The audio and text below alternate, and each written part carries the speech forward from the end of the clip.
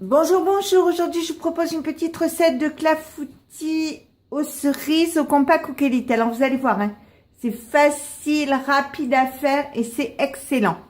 Donc, je commence par mettre la pâle 4 lames dans le robot. Je mets 100 g de farine, 90 g de sucre en poudre et 3 œufs entiers. Je mets le couvercle, le capuchon, j'appuie sur ce bouton.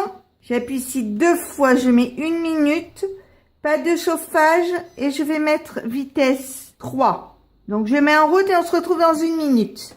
Voilà, c'est arrêté, on va regarder. Donc vous voyez, la pâte est belle, elle est bien lisse. Je vais enlever le capuchon, je vais appuyer sur ce bouton.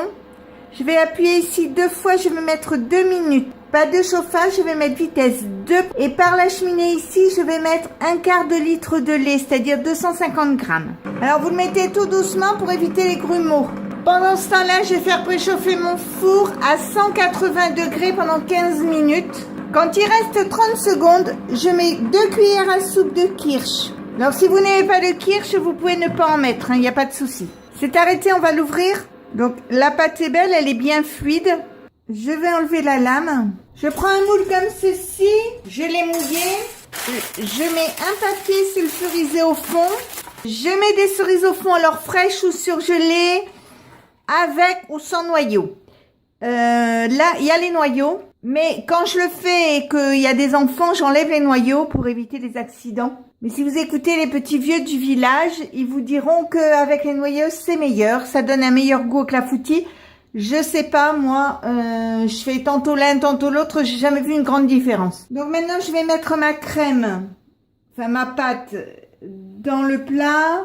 Donc c'est un plat de 20 cm. Quand j'y pense, je donne les précisions parce que parfois on me le demande. Donc 20 cm. Et maintenant, je vais enfourner pour 35 minutes.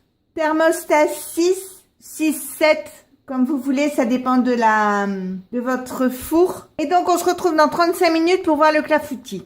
J'ai sorti mon clafoutis du four, donc vous voyez, il est bien doré. La pâte est belle, elle est jolie. On en a mangé pour le dessert. Maintenant, soit on en mangera à 4 heures, soit on en mangera pour le dessert de ce soir. Donc, si ma recette vous a plu, eh bien, n'hésitez pas à mettre un j'aime, un commentaire ou tout simplement à vous abonner à ma chaîne. C'est facile, c'est rapide, ça coûte rien et ça fait toujours plaisir.